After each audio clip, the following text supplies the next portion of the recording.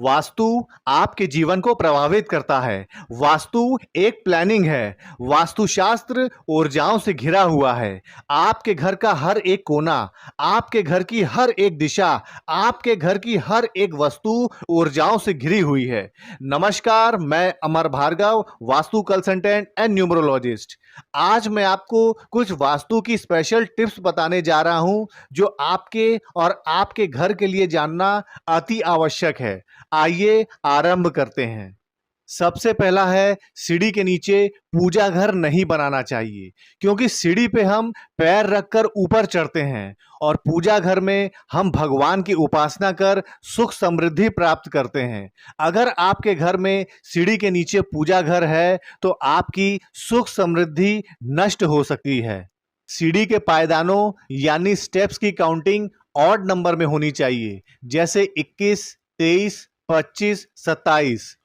पूजा घर में प्रतिमा स्थापित नहीं करनी चाहिए, क्योंकि घर में प्राण प्रतिष्ठित मूर्ति का ध्यान उस तरह से नहीं रखा जा सकता जैसे कि रखा जाना चाहिए।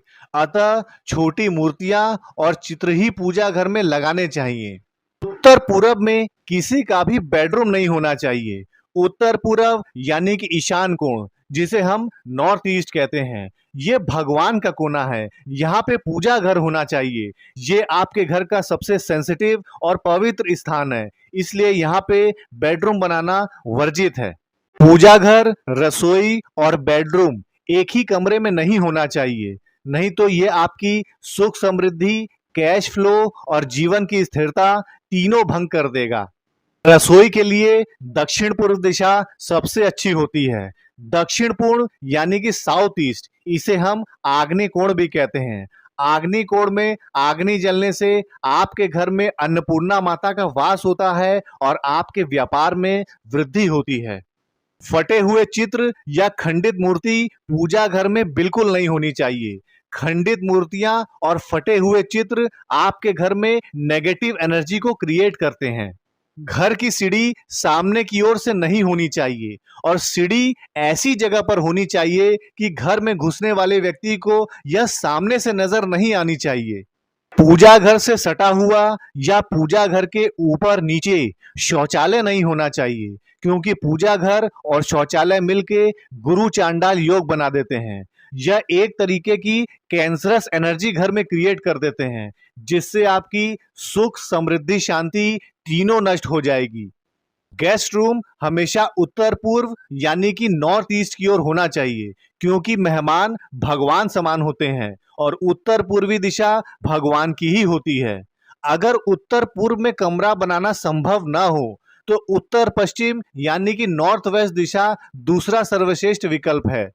घर के मालिक का कमरा दक्षिण पश्चिम यानी साउथ वेस्ट दिशा में होना चाहिए, क्योंकि यह दिशा स्टेबिलिटी और पृथ्वी तत्व की है और यहाँ पे नींद भी बहुत अच्छी आती है। अगर इस दिशा में संभव ना हो तो उत्तर पश्चिम यानी कि नॉर्थ वेस्ट दिशा दूसरा सर्वश्रेष्ठ विकल्प है। घड़ी किस दिशा में लगानी चाहिए? पूर्व दिशा में लगाई गई घड़ी घर का वातावरण शुभ और प्यार वाला बनाए रखती है। पश्चिम दिशा में घड़ी लगाने से घर के सदस्यों को नए अवसरों की प्राप्ति होती है और उत्तर दिशा में लगाई गई घड़ी घर को पैसों के नुकसान से बचाती है।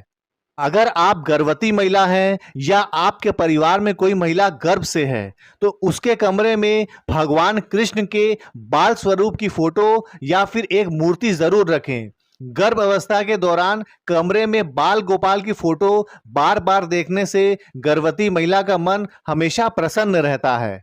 घर की छत पर एक बर्तन में पानी और अनाज रखा करें, जिससे कि पक्षियों को भोजन और पानी हमेशा मिलता रहे। वास्तु के अनुसार पक्षी अपने साथ सकारात्मक ऊर्जा लाते हैं, जिससे धन संबंधी बाधाएं और उलझनें बहुत जल्द दूर हो जाती हैं। पूजा घर में कभी भी कूड़ेदान नहीं रखना चाहिए। ऐसा करने से पूजा घर की सकारात्मक ऊर्जा कम होने लगती है। साथ ही पूजा घर के ऊपर, नीचे या सामने कभी भी बाथरूम या रसोई घर नहीं होना चाहिए। तिजोरी को खाली रखने से दुर्भाग्य बढ़ता है और पैसों की कमी आती है। अगर किसी कारणवश आपकी तिजोरी खाली हो जाती है तो एक चांदी का सिक्का अवश्य रखें।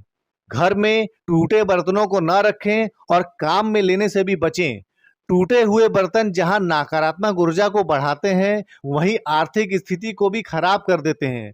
टूटे हुए बर्तन रखने से अच्छा है आप इन्हें बेच दें या फेंक दें।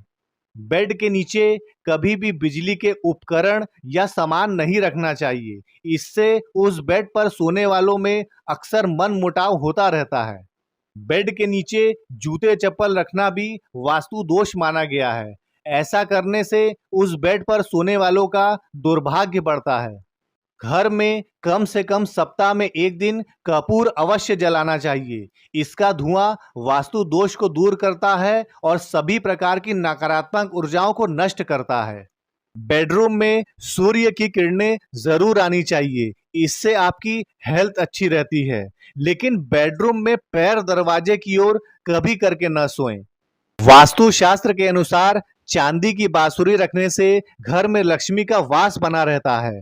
घर में वास्तु दोष कम करने और शांति का वातावरण बनाने के लिए घर के मेन गेट पर सिंदूर से स्वस्तिक बनाएं, जो कि 9 अंगुल लंबा और 9 अंगुल चौड़ा हो। हमेशा लक्ष्मी की कृपा बनाए रखने के लिए घर की अलमारी या तिजोरी में हल्दी की गांठ रखनी चाहिए। महाभारत का कोई भी चित्र घर में नहीं रखना चाहिए, क्योंकि इससे कलह कभी खत्म नहीं होता है।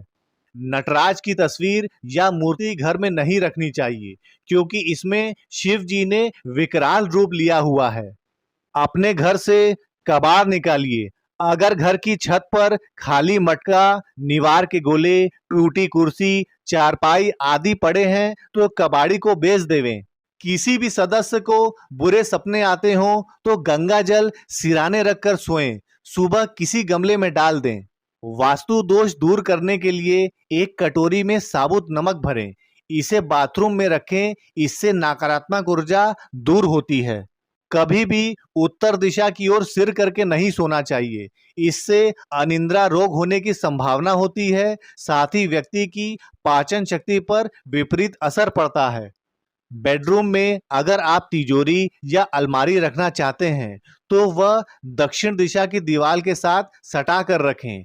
अलमारी का मुंह उत्तर दिशा की ओर खोलना चाहिए। पूर्वजों की फोटो पूजा घर में रखना शुभ नहीं होता।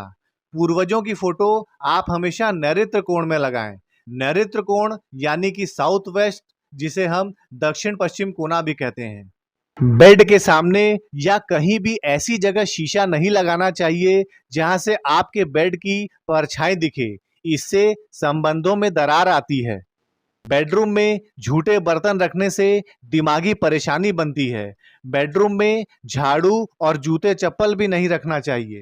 जो बच्चे पढ़ने में कमजोर हैं, उन्हें पूर्व की ओर मुख करके अध्ययन करना चाहिए। इससे उन्हें लाभ होगा।